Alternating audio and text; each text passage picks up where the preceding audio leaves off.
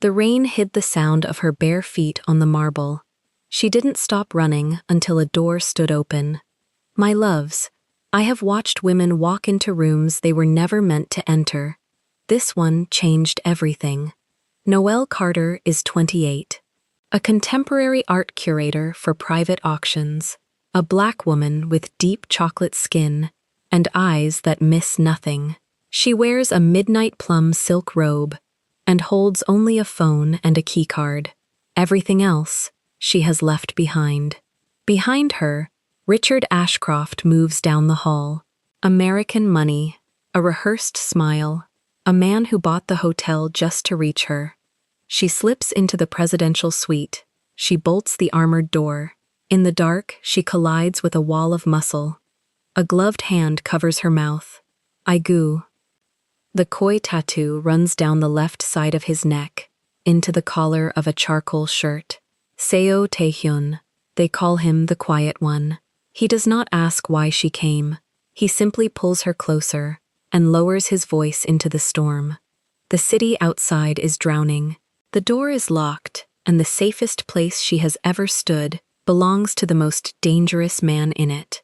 But what happens behind that bolted door?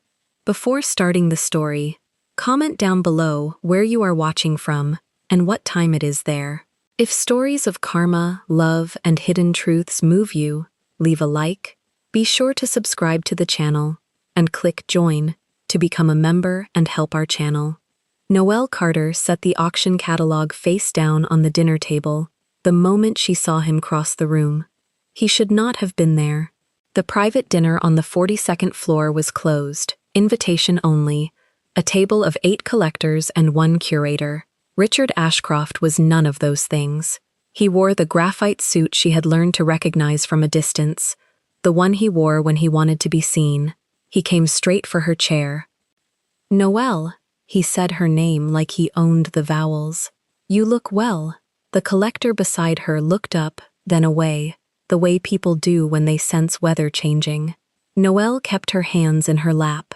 Under the table, her thumb found the edge of the phone she had already unlocked.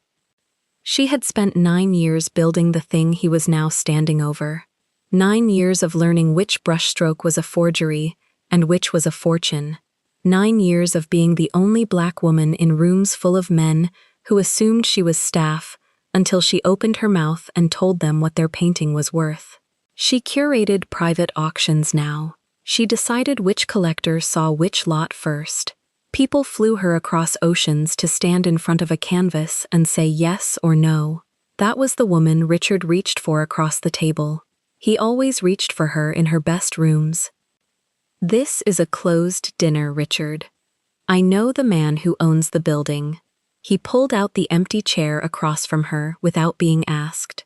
Owning things opens doors. You'd be surprised how many. She did not answer. She had learned that answering fed him. He reached across the white cloth and covered her wrist with his hand. Not hard. That was the trick of it.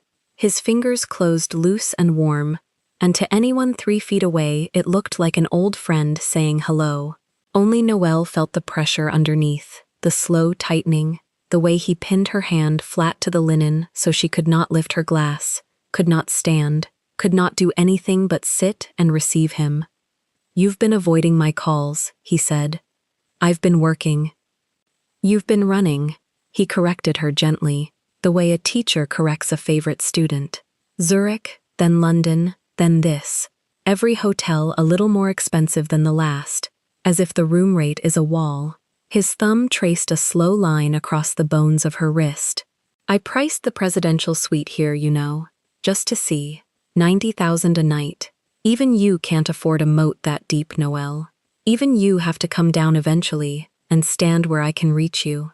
Her pulse jumped under his thumb, and she hated that he could feel it. 41 calls in 3 weeks. A man starts to feel unwelcome. The collector excused himself to the bar. 2 seats down, a woman in emerald reached for her clutch and drifted after him. A third guest developed a sudden interest in the window. Noelle watched the table empty around her, one polite body at a time, and she understood, with a cold clarity that started at the base of her spine, that no one at this dinner was going to help her. Richard had made sure of the room before he ever walked in. He did not need to threaten anyone. Money in the right hands teaches a room to look away, and Richard had been buying that particular silence for a year. She counted the exits without moving her eyes. 2. The service door behind the bar, which meant crossing the length of the room. The corridor door, 10 feet to her left, which meant standing while he still held her wrist. Neither was an exit if he had bought the men who stood beyond them. She let her free hand drop below the table's edge. She pressed the phone to her thigh and felt for the raised button on the side. 1 press. 2. She had programmed the shortcut a week ago in a bathroom stall, hands shaking, because some part of her had known this night was coming. The call connected against her leg. She could not hear it ring. She only had to keep him talking, and Richard, God help her, loved to talk. That was the one weakness he had. He needed her to know exactly how thorough he had been. A man does not build a cage this careful and then leave the prisoner ignorant of the bars. He would tell her everything. She only had to hold the phone still and let him. "How did you get up here, Richard?" She said it flat, loud enough to carry down a phone line. "This is the 42nd floor. Guest access only. Someone had to let you through." His smile widened, and she watched it change the way it always changed when he was pleased with himself. The rehearsed warmth thinned. Something colder sat behind his teeth. "The concierge is a reasonable man," he said. "So is the head of security. Reasonable men understand incentives." He turned her wrist a half degree, just enough to remind her he was still holding it. "I bought the floor for the evening, Noelle. I bought the elevator log. I bought the man who's supposed to keep track of your key card. You keep running to nicer and nicer hotels, and I keep buying the people inside them. It's almost a game." Against her thigh, she prayed Gloria was hearing this. "You bribed the hotel," Noelle said, slow, deliberate, each word for the microphone. "You paid the staff of the Vanterre to tell you where my room is. I paid them to stop lying to me about it." He leaned in. His voice dropped under the level a phone could catch, and her stomach dropped with it. "Room 4118. Silk sheets. You always did like plum. I hope you're not planning to sleep there tonight thinking a door will help." He named the housekeeper who turned down her bed. He named the hour she usually ordered tea. He recited the small private facts of her days back to her, one at a time, and each one landed like a hand on the back of her neck, because each one told her the same thing. There was no floor high enough. There was no rate steep enough.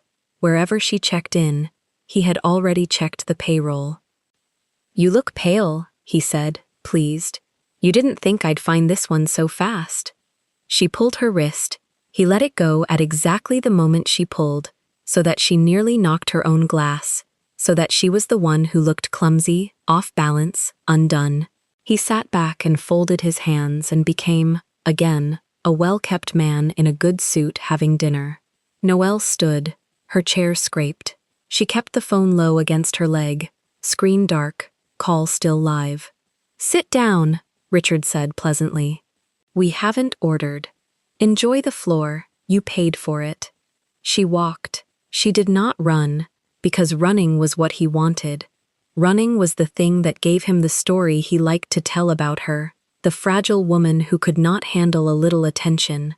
She walked the length of the emptied room with her spine straight and her chin level, and the silk of her robe whispering at her ankles, and only when the door to the corridor closed behind her did she lift the phone to her ear. "Gloria, tell me you got that." "I got all of it." Gloria Whitfield's voice came fast and low, the voice of a woman already reaching for a legal pad. "Every word. Noelle, honey, listen to me. Where are you right now?" "Corridor, 42nd floor. Do not go back to that room." He said the number. He said the number out loud, which means he's been in the building's system, which means the restraining order is worth exactly nothing tonight, because he owns the people who'd enforce it. A pause. A breath. How did he get up there? He paid the concierge. He paid security. He told me himself. Noelle was walking as she spoke, past the gilt sconces, past the numbered doors, her bare feet silent on the carpet, because she had come to dinner from her room and never thought she would need her shoes. Gloria, he knew about the plum sheets. He knew what I ordered. He's been reading the housekeeping notes. Okay. Gloria's pen scratched. I'm recording this call. I've got the dinner recording. I'm building the file. Here's what you do. Do not go to 4118. Go down. Go to the lobby. Go to the street. Get a car. Come to me. I'm 40 minutes out, but I'm leaving now. The elevators log my keycard. He owns the log. Silence on the line. In that silence, Noelle heard her own plan die. Then take the stairs, Gloria said finally. And Noelle, keep your keycard in your hand and your phone charged. If he moves, I want a trail. Numbers, honey.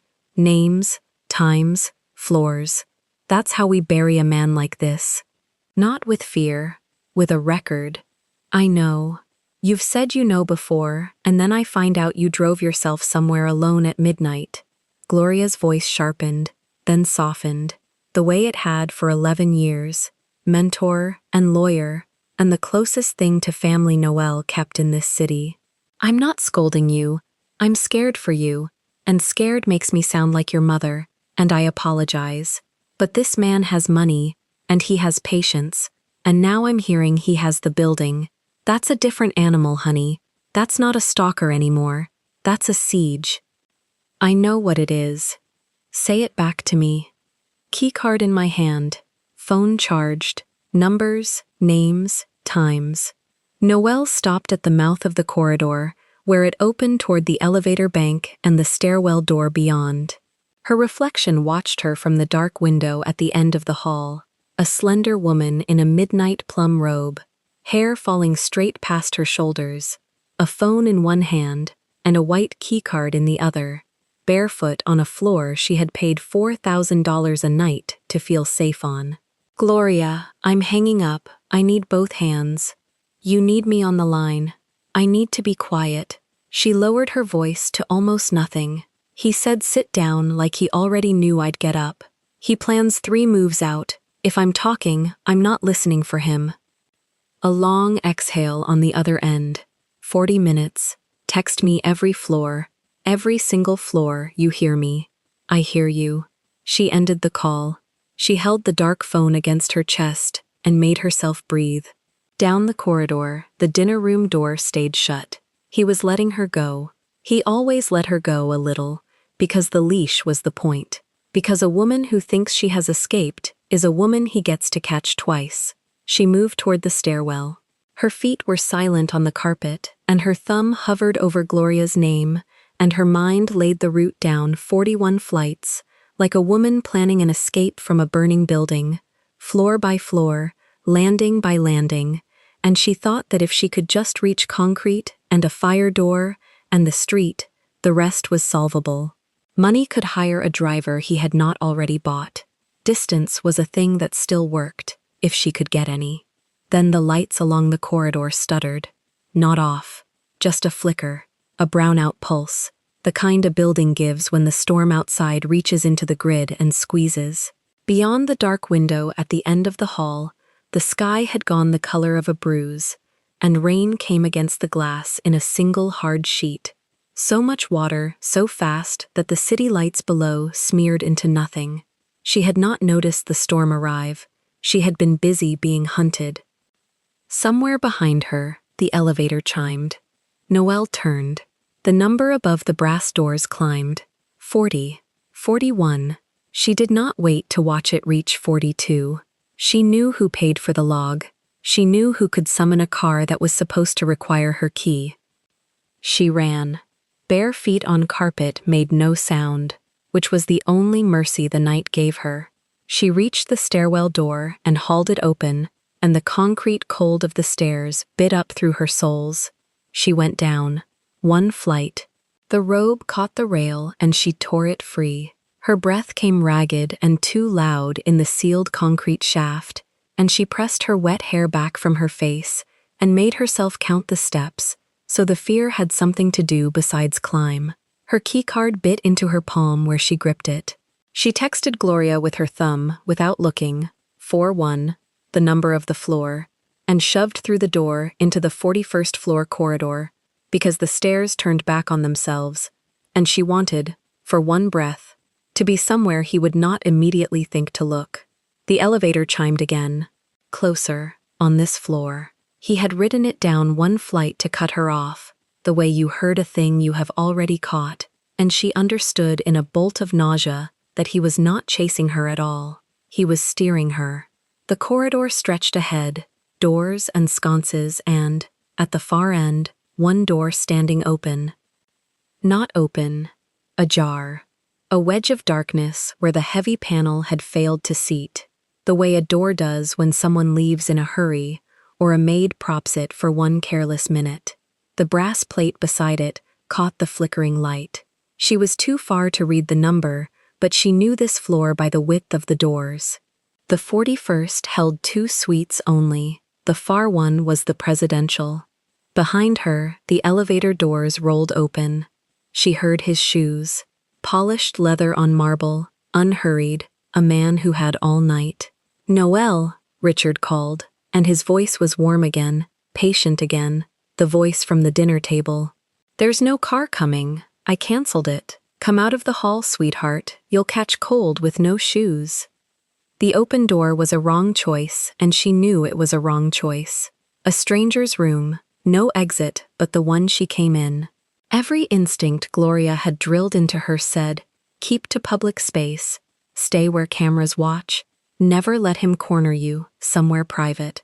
But the shoes were coming, and the car was canceled, and the hall behind her held nothing but Richard, and a wrong door that closed was worth more tonight than a right hall that did not. She was already moving. She crossed the last 20 feet of corridor in a silence that cost her everything, and she slid through the gap in the open door, and she put her whole weight against the panel and pushed it shut behind her. The door was heavier than any hotel door she had touched. It swung slow, dense, weighted like a vault, and it settled into its frame with a sound that was not a click, but a low, final seat of steel into steel. Her hand found the lock. A single lever, thick as her thumb. She threw it. Something inside the door engaged with a heavy mechanical certainty that she felt in her teeth, and then the corridor and the shoes and the warm, patient voice were on the other side of a wall built to stop them. Darkness. Total. The suite's lights were off, and the storm had eaten the city, so there was nothing. No shape, no edge, only her own breath loud in her ears, and the wet silk of her robe clinging to her legs where the rain had reached her at the window's end. On the other side of the steel, the shoes arrived. They stopped outside the door. She heard the handle move, tested once, twice, a patient rattle, and then nothing. She heard him breathe.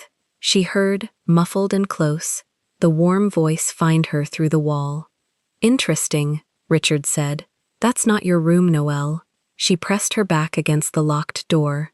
She lifted the phone to text Gloria, 41, presidential, hands shaking so hard the screen swam. She took one step into the dark to get away from the door in case he had a key she did not know about. The suite smelled of cedar and something colder underneath. Gun oil or rain, she could not name it.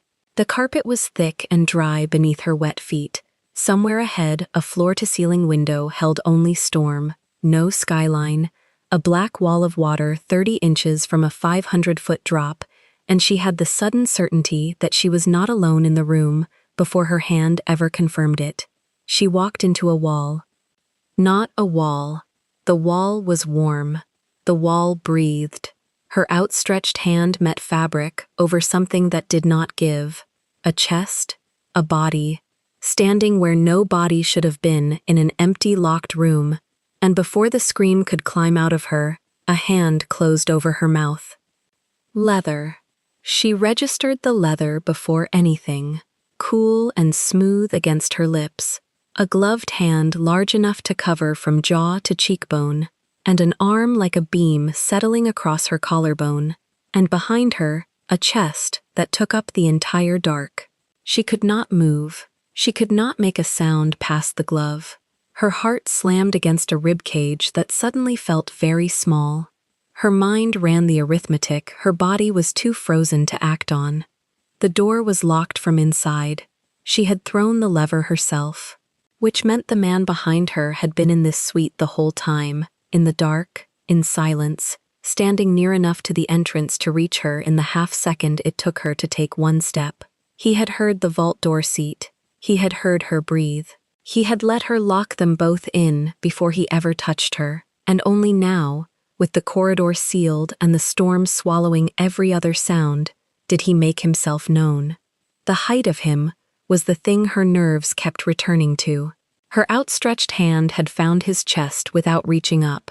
The arm across her collarbone belonged to something built on a different scale than the men she knew, and yet it held her the way you hold something you have decided not to break. The hand did not hurt her. It only held. She stopped trying to pull. Some animal part of her, the part that had spent a year reading the difference between a grip that wanted to hurt and a grip that wanted to control, understood that this was neither. This was a hand keeping her from making noise.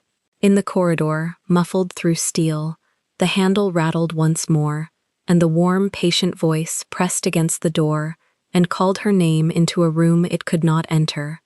Close to her ear, so low it was almost the storm itself, the man behind her said one word, in a language she had not heard spoken aloud in a long time. Josjumhe. Quiet. She went still. The word slid into her ear and stopped her breathing. His arm crossed her collarbone, not squeezing, just present, a weight that told her exactly how little her strength would matter here. The glove smelled of leather and rain. His chest against her back moved once, slow, and she felt the size of the breath he took before he let it out through his nose. Outside, the handle turned again, metal against metal, patient.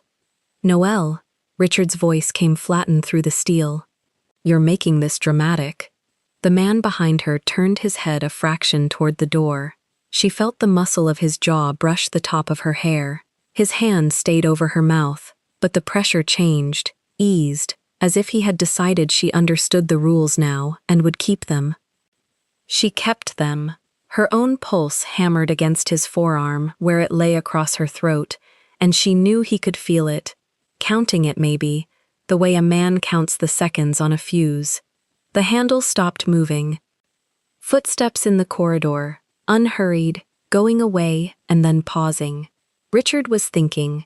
She had spent a year learning the sound of Richard thinking, the silences he left when he wanted her to fill them. She did not fill this one. She had someone else's hand for that. The man let her mouth go. He did it slowly, one finger at a time, and when the last one lifted, she stayed silent on her own, which seemed to be what he wanted to know. His arm slid from her collarbone. Cold rushed into the space he left. She turned in the dark, phone still clutched in her fist, keycard in the other, and found nothing but the shape of him, a wall where the room should have opened. "Who are you?" she breathed, in Korean, without deciding to. A pause. Then, in the same language, low as a door closing far away, "Someone whose room you locked yourself into." She heard him move, not toward her, toward the wall.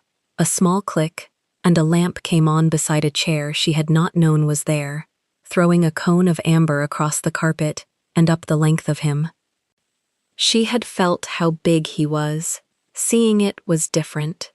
He stood between her and the window with his back half to her, buttoning nothing, sleeves already folded below the elbows, forearms marked with old pale lines, and dense black ink that ran up under the fabric.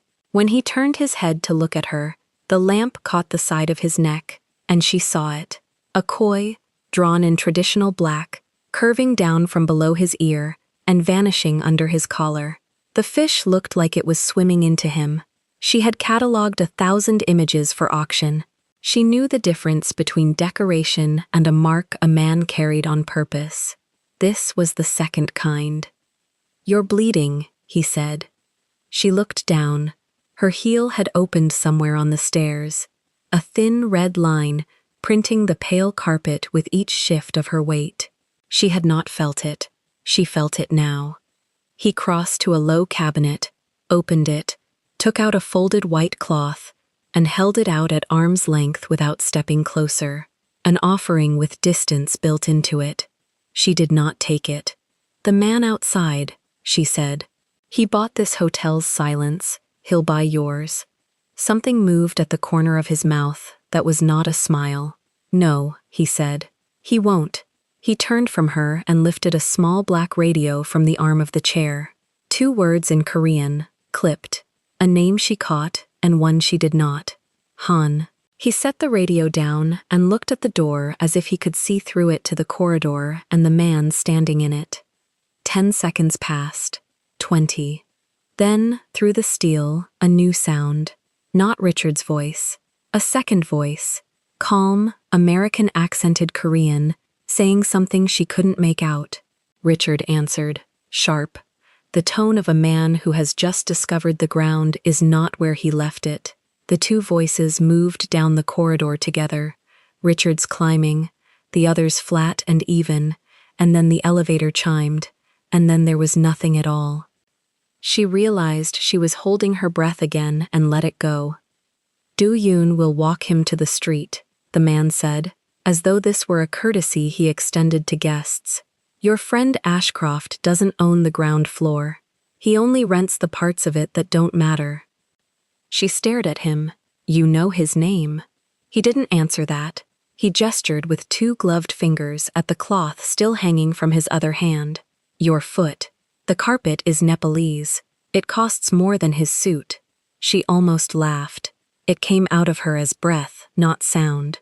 She took the cloth because refusing it had stopped being a strategy and started being a performance, and she was too tired to perform for a man who had already watched her lock her own trap.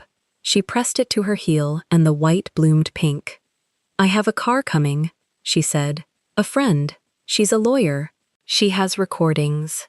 She's 40 minutes out on flooded roads," he said, "and the tunnel to this side of the island closed 9 minutes ago." He said it without cruelty, the way a man reads a tide table. "She isn't coming tonight. Neither is anyone else." Her hand tightened on the phone. "Then I'll go down.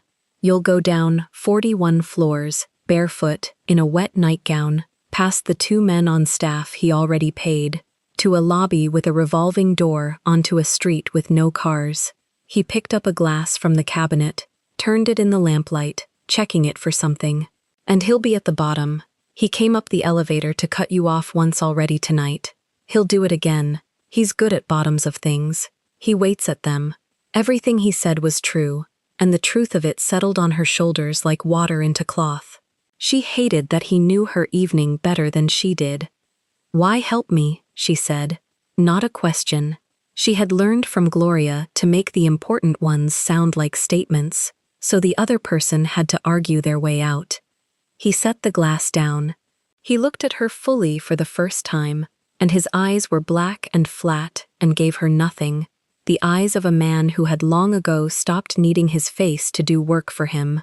"I'm not helping you," he said. "You ran into my room. That's a problem I now have to manage. Managing it is easier, with you dry and quiet, than wet and bleeding on the carpet." "Then open the door. When the storm's off the grid and Do-yoon's back," he said, "not before."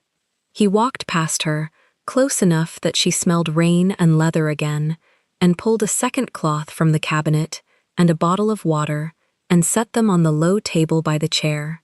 Then he crossed to the door she had bolted, checked the lever she had thrown, tested it with the flat of his gloved hand, and threw a second latch above it that she had not seen. The sound it made was final. "You just locked us in," she said. "You locked us in," he corrected.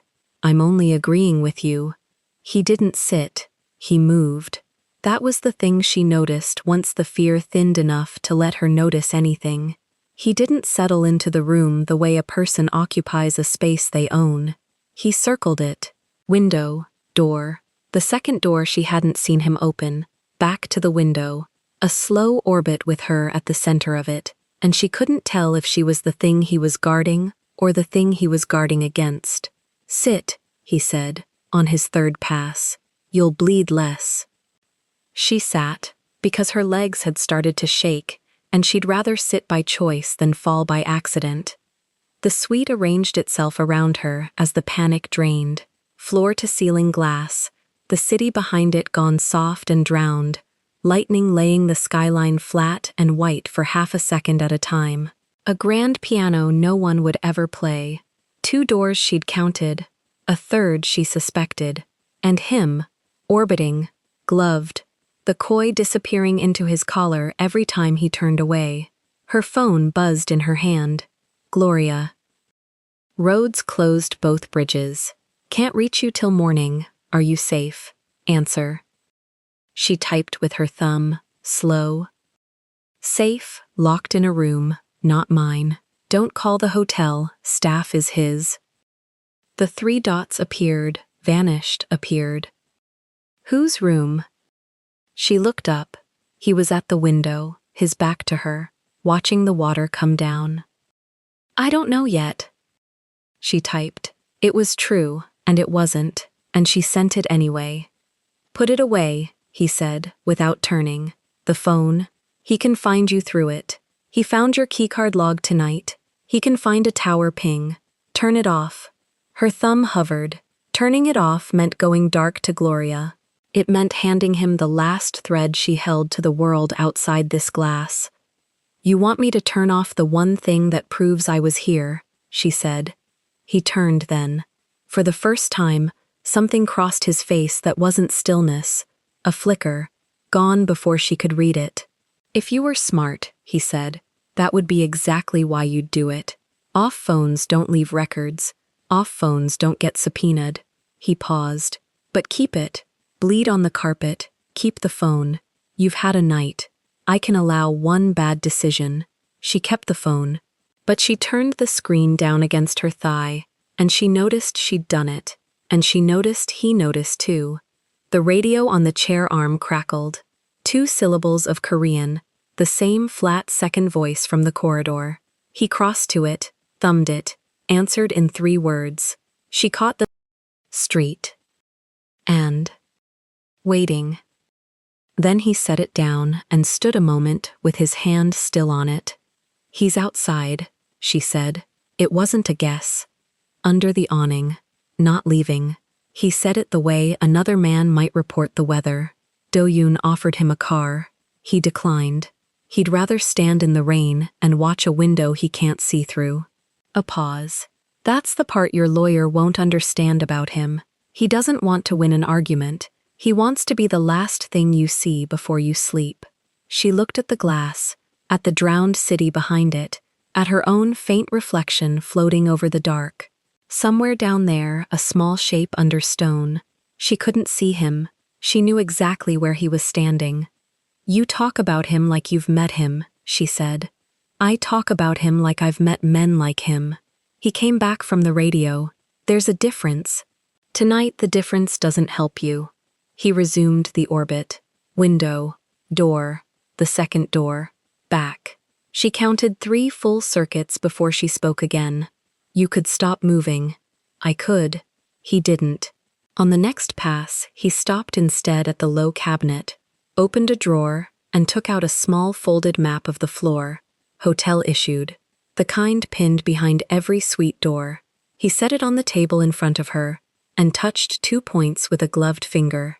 The stairwell, the service elevator. He knows both of these, he said. He bought the logs, so for tonight, they're closed to you, not locked, closed. You understand the difference? A locked door you can pick, she said. A closed one has a man behind it. Something moved behind his eyes. Approval, maybe, quickly put away. You've done this before. I've been chased before. Not like this. He folded the map back along its creases, exact, and returned it to the drawer. Everything he touched, he returned to where it had been, she noticed. A man who left no trace even in his own room. "Here's how the night goes," he said, and his voice changed, dropped into something even and administrative. A man reading out a schedule. "The grid's down across the island. It comes back when the storm moves east, and the storm moves east when it moves east. Until then, you stay. You keep the blanket. You drink what I bring you. You don't touch the door. When Duyun comes back up, we reassess." He looked at her. "Those are the terms. You don't get to negotiate them, but I'll tell you what they are, which is more than Ashcroft ever did." She held the blanket at her throat. "And if I say no, then you say no." "Barefoot in the corridor, with him at the bottom of the stairs," he said. "Say no all you like. The terms don't change, only where you're standing when you refuse them." It should have frightened her. It was, stripped of its courtesy, a man telling her she could not leave. But it landed differently, and she hated how it landed, because for a year, every man's rules had ended with, "And then I'll find you anyway." And this one ended with a locked door between her and the thing that had been finding her. "Fine," she said. "Fine," he agreed, as if it had never been in doubt. He brought her tea. She hadn't seen him make it.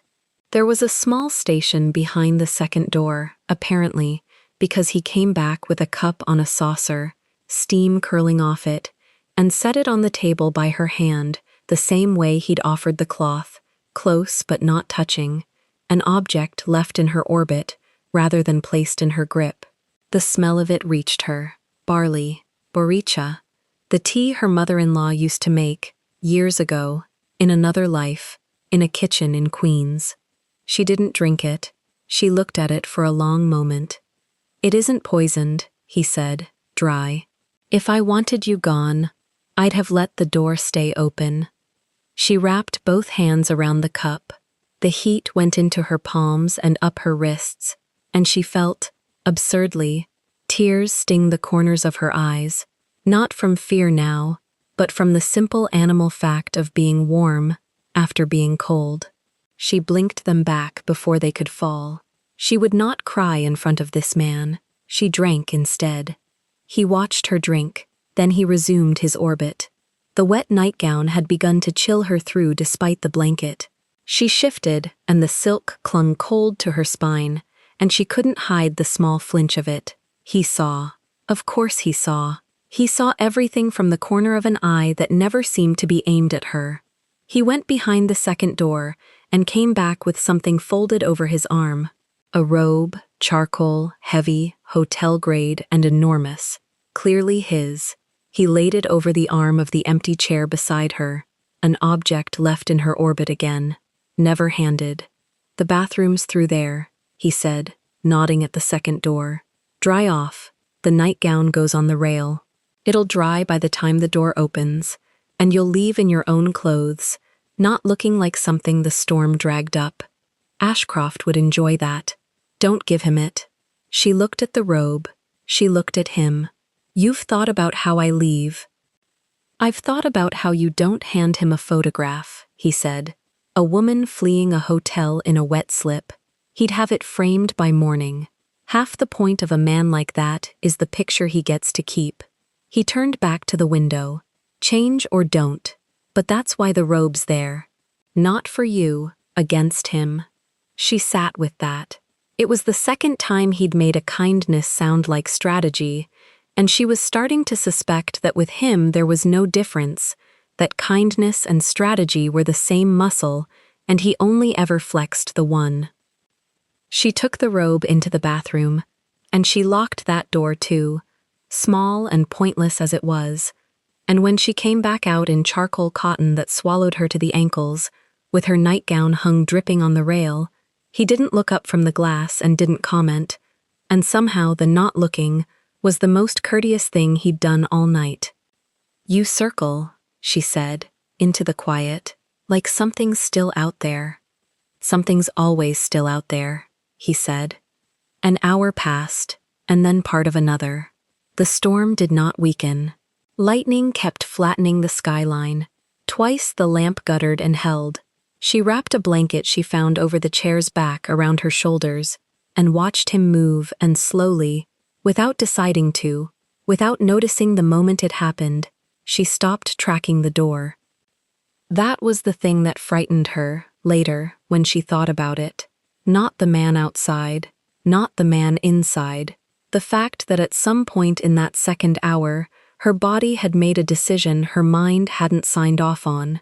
Her shoulders had come down. Her hands had unclenched around the cup. She had, in the most dangerous room she had ever been in a suite that cost $90,000 a night, and was locked from the inside by a man whose name she still didn't have, begun to feel something she had not felt in a year of looking over her shoulder. Safe. The word arrived unwelcome and would not leave. She turned it over and hated it, and could not make it false. For a year, Richard had been everywhere, in her elevator log, in her keycard record, in the notes the housekeeping staff left about her sheets, in 41 phone calls in 3 weeks, a presence that had thinned the walls of her whole life until there was nowhere she was not reachable. And now, 41 floors up, behind steel he had double-latched himself, she was reachable by no one. The thing that had trapped her had also, for the length of one storm, sealed her out of Richard's reach entirely. She looked at the man by the window, the koi, the scars, the gloves he had not once taken off, not to make the tea, not to throw the latch. A man who had known Richard's name before she said it. A man who had said, "When Do-yoon's back," as though he had a Do-yoon, as though there were an architecture of people who moved when he spoke into a radio. "What are you?" she said. He didn't turn from the glass. "Tired," he said. "Same as you." "That's not what I asked. It's what I'm answering." Lightning again. In the white flash, the koi stood out sharp against his neck, and then the dark took it back. "You keep looking at the fish," he said. "You keep giving me reasons to." Something in his shoulders shifted, almost amusement. Almost. He came away from the window at last and crossed to the chair opposite hers, and for the first time he sat, forearms on his knees, the ink and the old scars catching the lamp, and he looked at her across the low table with its untouched second cloth and its empty water bottle and her half-drunk barley tea. "You want to know what I am," he said. "Here's what you need to know tonight. Ashcroft has spent a year making the world small around you. Phones, logs, staff, cars. He's good at it." He paused. "So am I. And right now the small world he built has a wall around it that he can't get through, and neither can you, and inside that wall the only door out is behind me." She held his eyes. "That's supposed to make me feel safe." "No," he said. "It's supposed to make you understand that for one night, you and I want the exact same thing. The door stays shut. Outside, far below, in a street with no cars, a man in a soaked overcoat stood under the hotel awning and looked up at the 41st floor and could not see through the glass and did not leave. Neither of them knew that yet. She set the empty cup down on the saucer with a small, clean sound and pulled the blanket tighter and realized she had stopped shaking and could not say when. The phone lit the underside of her jaw before she heard it buzz. She had it face down against her thigh, the way he'd told her to keep it, and even so the screen threw a pale square onto the blanket when the message came in. She turned it over. "Gloria." One line. "Are you somewhere he can't reach?" Noelle typed back with her thumb. "Yes." Then she stopped, because it wasn't a full answer, and Gloria never accepted half of one. "Locked in. Not my floor. I'm okay." 3 dots, then nothing, then 3 dots again. Whatever Gloria was writing, she wrote it twice. Taehyun watched the light on her face from across the low table. He hadn't moved to take the phone. He'd told her the tower could find it, and he'd let her keep it anyway. And now he sat with his forearms on his knees and let her hold the one thing that could still betray where she was, and that patience was its own kind of pressure. the dots resolved. Don't open anything he sends. Not a link, not a photo, nothing. Noelle read it twice. The way she'd read the envelope years of instinct told her to be careful with. She set the phone back on her thigh, face down, and the pale square died. She says not to open anything from him, Noelle said. She's right. He leaned back an inch. What did he send you tonight? Nothing tonight. Not since the dinner. She heard how thin that sounded. He stopped texting 3 days ago. Taehyun went still, in the particular way she was learning to read. Not tension. Arithmetic. A man adding a column. He stopped, he said. 3 days ago. Yes. And tonight, he came up the stairs behind you in person. She didn't answer, because he wasn't really asking. He was showing her the shape of it, the way he'd shown her the floor map. A man who calls 41 times in 3 weeks does not simply go quiet.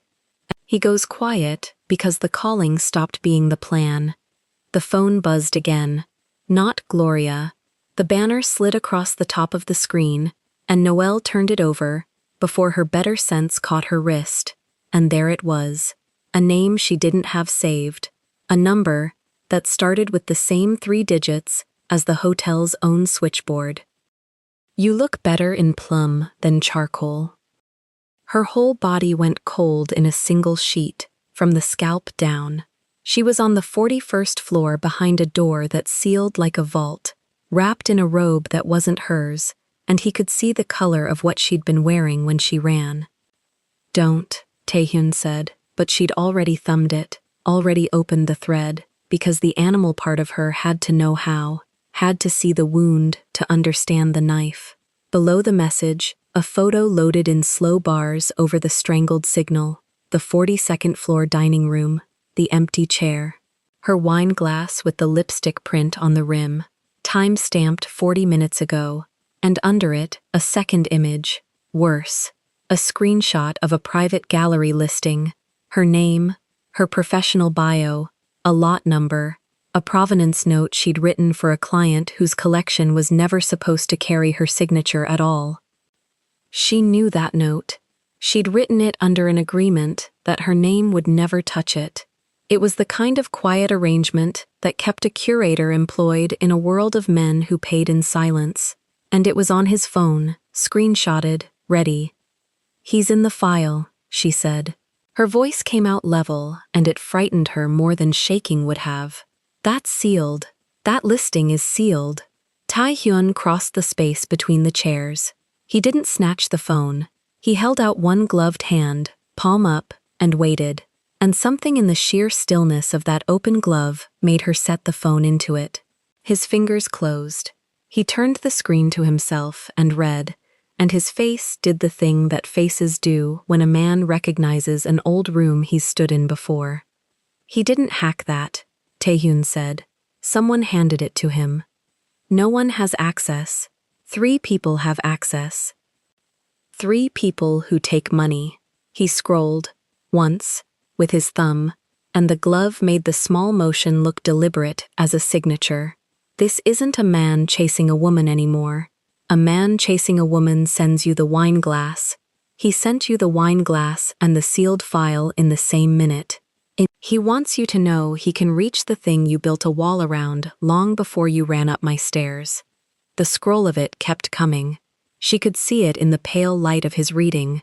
More banners, stacking, one after another as the signal caught up with the last hour it had lost.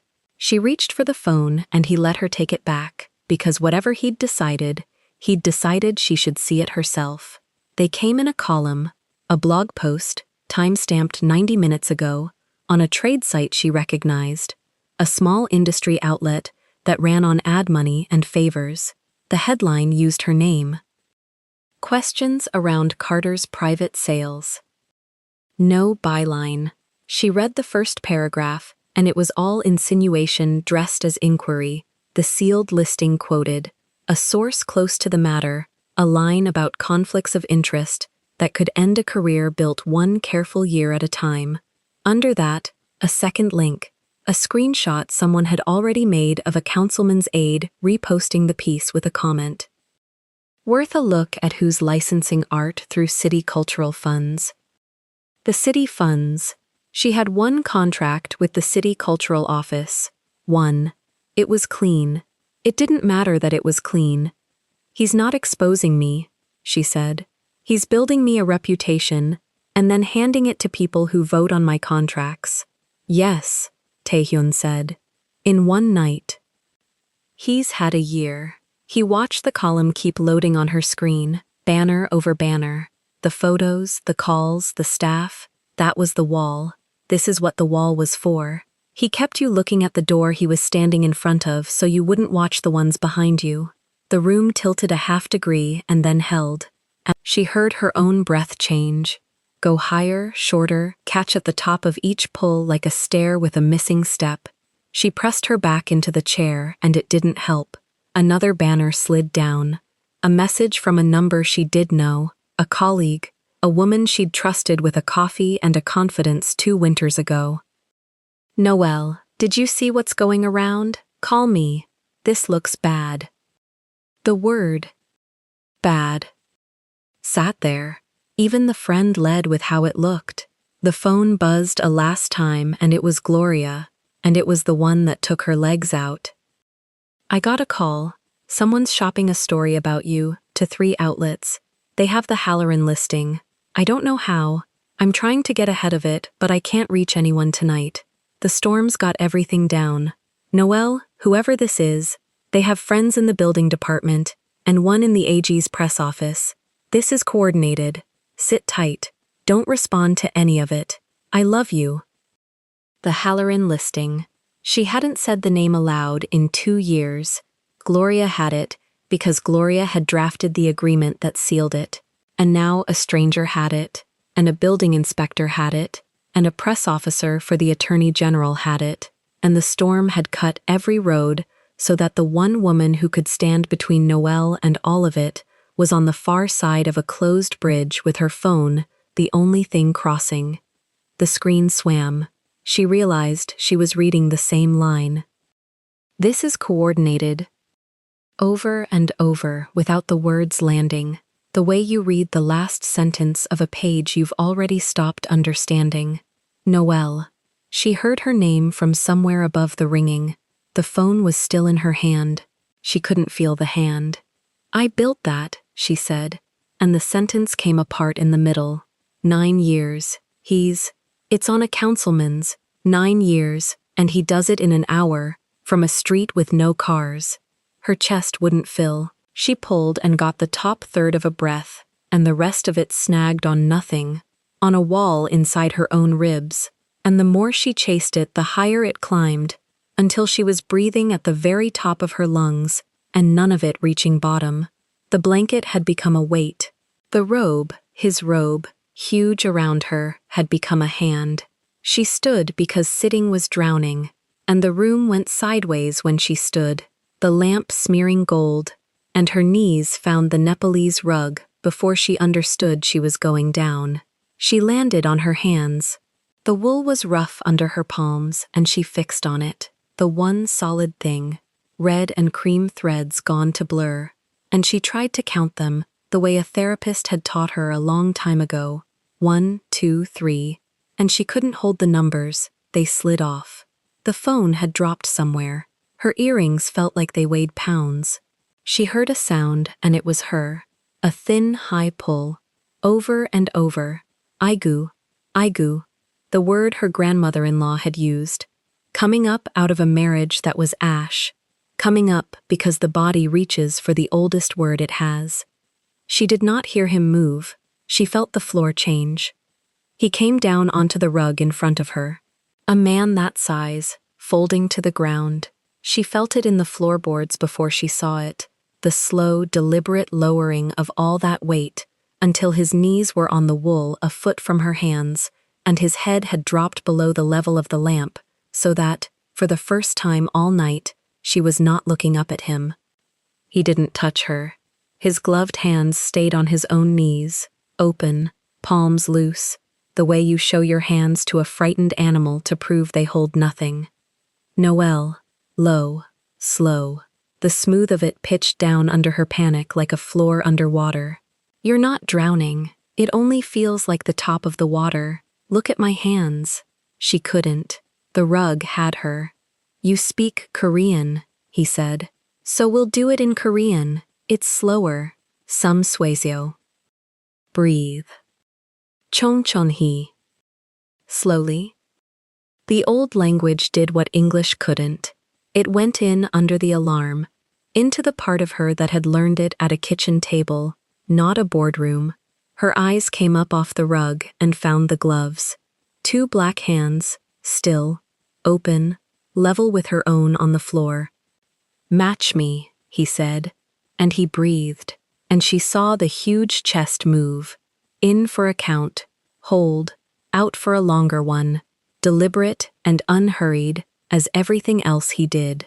Naiga, swine fune, giol bois. Watch me breathe.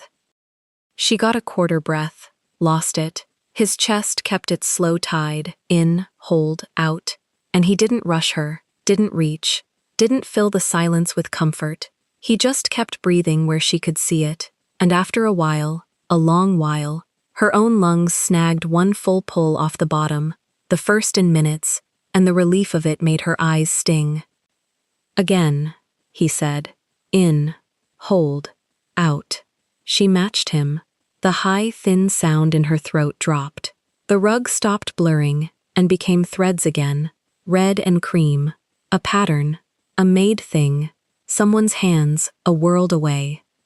There, he said, not soft, just fact. There it is. They stayed like that, both of them down on the wool, the storm working the glass overhead, the lamp low and gold, until her breathing had a bottom again, and her hands had stopped shaking against the rug. He was the first to speak, and he did it without moving. Can you hear me now? Yes. Then hear this once. He turned one glove over, palm up, on his knee. Everything on that phone, the listing, the article, the man in the press office, I can find out how it moved by morning. Every hand it passed through. That's not a comfort. That's a fact about what I am. She sat back on her heels. Her face was wet, and she let it be. Somewhere in the last 5 minutes, the choice about whether to trust him had stopped being a choice she was making, and become one she'd already made without permission, and she knew it, and that scared her almost as much as the phone. Why? She said. Why would you? He looked at her, and the koi on his neck moved a little when he swallowed, and he didn't answer the question. He reached out instead, slow, telegraphed, so she could stop him, and picked the phone up off the rug where it had fallen face up, its screen still stacked with banners, the wine glass, the sealed file, the headline with her name. He looked at it for a moment, then he pressed the side, and the screen went black, and the last of Richard's night went out with it, and the room was only lamplight. You're not going to hold your own leash tonight, he said. He didn't hand it back. She watched the dark phone disappear into the loose fold of his palm and understood that the one thread still tying her to the outside, to Gloria, to proof, to the world where she could defend herself, had just gone into a gloved hand, and that she had let it, and that the letting had felt, insanely, like being caught. Gloria doesn't know where I am, she said. Gloria knows you're safe. You told her. That's all she needs, until the bridge opens. He rose off the rug, the way he'd come down, slow, controlled, and the room had its ceiling back over her. The rest of it, the article, the aid, the file, none of it can reach you through that wall. He can write your name 100 times tonight. He can't put a hand on you. For the length of this storm, that's the only sentence that's true. She stayed on the floor a moment longer, because standing meant re-entering a world where all of it was still happening on the other side of the glass. Then she got up, and her legs held, and she found she was standing closer to him than the room required, close enough to see the old scars vanish under the folded cuff, and neither of them stepped back. The phone, dark, sat in his glove between them, like a thing they'd agreed not to name.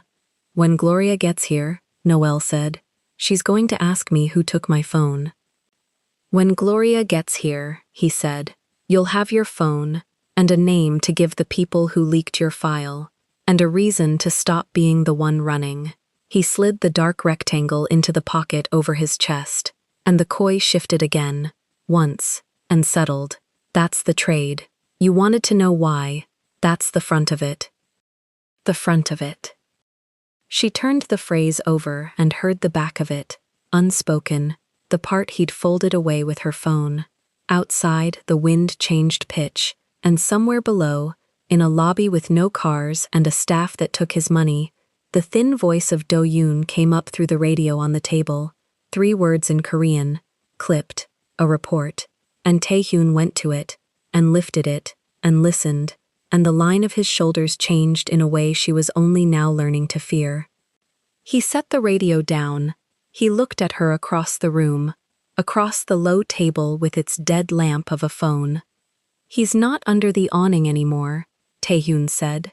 "He came back inside. He's talking to my night manager about a master key." Noelle heard the words and felt the floor tilt under her again, differently this time. A master key, the one thing the storm couldn't stop, the one thing that opened every door on the floor, including this one, including the second lock he'd thrown above the first. Taehyun set the radio down. He didn't reach for the door. He turned instead toward the wall of glass, and for a long moment he studied the black rain against it, as if the answer lived out there in the dark. "He won't get it," he said. "He got everything else. He got the parts that were for sale." He turned back to her. "The night manager is not for sale. Everyone here is." Her voice came out thinner than she wanted. "You said it yourself. The staff is his. The staff on your floor. The staff at the desk." He crossed to the table and picked up a small phone of his own, a black slab she hadn't seen him use. "Not the man who runs my building at night. That one is mine. He has been mine for 6 years." She watched his thumb move once across the screen. He typed nothing dramatic. 2 words, maybe 3. He set the phone face down beside the radio, and the 2 devices lay there side by side like a closed argument. "You have a night manager," she said slowly, "in this hotel." "I have the hotel." The sentence dropped into the room and stayed there. Noelle stood very still. She was wearing his robe. She had been drinking his barley tea. She had locked herself, hours ago, into a room she thought was empty, and it had never been empty, and it had never been random, because the man in the dark owned the walls she'd trusted to hold Richard out. "Then Richard isn't upstairs in your building by accident," she said. "No. And you being in this room tonight, in the dark, with the lights off, waiting, I wasn't waiting for you." Something crossed his face, brief, gone. "I was waiting for him." The radio breathed static. Do-yoon's voice came through, low and even, 3 sentences of Korean. Noelle caught most of it. The night manager had refused the key. Richard had raised his voice in the lobby. Do-yoon was standing 8 feet from him, and Richard didn't know his name yet. Taehyun answered in Korean without lifting the radio to his mouth. "Let him shout. Keep him inside. Don't touch him." Then he looked at her, and he made a decision she could see land, the way you see a heavy door settle onto its hinges. "Sit down," he said. Not an order this time. Closer to an offering. She didn't sit. "Tell me who you are." "Seo Taehyun." He said his own name the way other men set down a weapon. Slow, both hands visible. "The room you locked yourself into is mine. So is the floor above it. So is the ground he's standing on right now, shouting at a man who will never give him what he wants." The name meant nothing to her, and everything at once. She had served rooms. She had catalogued the private collections of men who owned things quietly, and she knew the shape of a name that came without a business card. This was that shape. "And Richard," she said. He was quiet for a moment. When he spoke, The smoothness in his voice thinned to something older. I've known Richard Ashcroft for a year. The floor tilted a third time. She reached back and found the arm of the chair and lowered herself into it. Not because he'd told her to, but because her legs made the choice for her. Say that again. His fund moved money through 3 of my properties. He pulled the second chair around and sat, forearms on his knees, gloved hands loose. He was, for the first time all night, at eye level with her. Clean buildings, clean paper on top. Underneath, his people ran cash that needed a place to become respectable. Hotels are good for that. Art is better. He let that sit. He used both. He used mine. You let him. I found him. A muscle moved in his jaw. By the time I understood what he was, he'd made himself a problem I couldn't remove without exposing everything he'd touched, including buildings I care about, including people who work in them. He turned one glove over, studying the leather across his knuckles. So he had a leash on me. For a year. He knew that if I moved against him, the paper he'd salted through my properties would surface first, and it would bury 100 honest names to reach me. Noelle understood then, all at once, the thing under the thing. That's the front of it, she said. That's what you meant. That's the front of it. He looked up. The back of it is you. I've never met you before tonight. No, but he talked about you. Taehyun said it without softening it. For a year, across tables where I had to sit and listen because leaving would tell him too much. A woman who wouldn't take his calls. A curator who was going to ruin herself in the papers, he said, and he was going to be the one holding the pen. He liked to describe it. He liked an audience for it. His voice cooled another degree. I let him think I was the audience. Her hands had gone tight in the robe's fabric. You knew he was doing this to me, all year, and you did nothing. I did nothing I could let him see. He didn't flinch from it. I couldn't move on him for me. The paper made me a target if I did. But him coming after you, he stopped, started again, cleaner. A man who launders through art needs the art world to trust him. He needs curators. He needs the exact kind of clean name he was trying to destroy tonight. The Halloran file he leaked to hurt you? He handled Halloran. His fund was 3 steps back in that provenance. Noelle's breath caught. That's not possible. The file was sealed. Gloria sealed it 2 years ago. 3 people have access. 3 people you know about. He nodded once. Someone sold it to him. But the reason he wanted it isn't to embarrass a curator. It's that your name, on that provenance, sits 1 inch from his money. If your work goes dirty in the papers, the thing standing next to your work in the record goes invisible in the noise. He wasn't burying you. A pause. He was burying himself. On purpose, under you. Loud scandal on the woman. Silence on the man beside her. She sat with it. The blog post. The councilman's aide. The contact in the Attorney General's press office. Not a stalker throwing mud. A man building a fire under someone else so that the smoke would hide his own house. He needed me to be the story, she said slowly, so he'd never be the story. Yes. She thought of the year of it. The 41 calls in 3 weeks. The dinner tonight, his hand on her wrist. The number of her room recited like a poem. All of it had felt personal. A man obsessed with a woman. She had spent a year reading it as hunger. It was never about wanting me, she said. It wasn't a question. Taehyun watched her get there. It was about needing you loud. That's worse. It's colder. He turned the glove over on his knee again. Hunger burns out. This was arithmetic. He'd have kept it running as long as your name was useful to hide behind. And when it stopped being useful, he'd have dropped it, and you'd never have known why the calls ended. His eyes came up. You'd have spent the rest of your life thinking you did something to make it stop. Noelle pressed her palm flat against her sternum. The barley tea had gone cold in her somewhere, and the warmth he'd built into the room was doing the work now.